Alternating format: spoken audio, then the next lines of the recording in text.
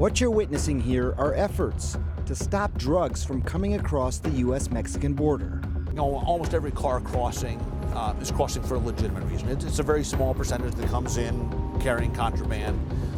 But I think when the inspectors pick up on something, their success rate's pretty high. When you saw the dog sit down at the back of the car, that's how that particular dog alerts. Special Agent in Charge, Scott Brown, oversees the Phoenix Field Office for Homeland Security Investigations. And drugs are a big part of what he does. So this is how it happens. I mean, what we're witnessing here is what happens every day along the southwest border of the U.S. And, you know, the officers at the ports of entry are phenomenal.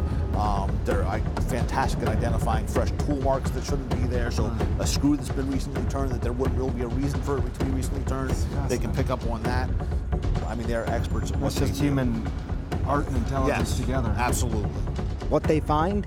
About 24 kilos of hard drugs. Minutes later, field testing reveals cocaine. Situations like this were a central tenet of President Trump's argument this week for a wall.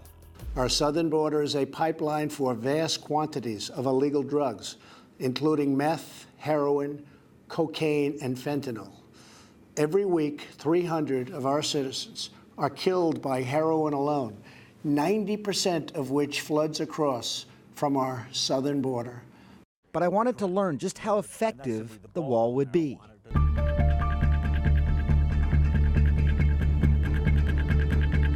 This literally is a physical wall in between two countries that we're looking at here. The vast amount of hard narcotics don't come through at places like this. The vast amount of hard narcotics come through at the ports of entry where we just were. And besides meth, cocaine, heroin, or marijuana, it's fentanyl, which is 50 times stronger than heroin. It's the biggest challenge nowadays. The most recent numbers from the Centers for Disease Control and Prevention found that overdose deaths from fentanyl have skyrocketed at least 1,100% since 2011. In the past, cartels might try and smuggle 100 kilograms of drugs across the border.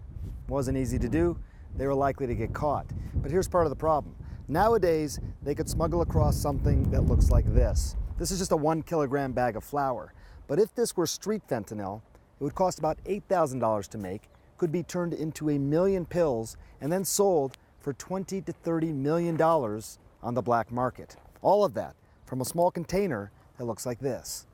The vast majority of fentanyl is produced in China. It comes into the U.S. two ways.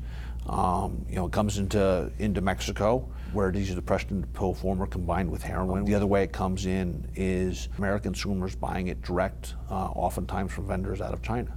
And then it gets mailed in? U.S. mail, which is the most common, a very small quantity of fentanyl, is very hard to detect in the masses of letters that come into the U.S. every day. How effective is a wall at preventing drugs from getting into the United States?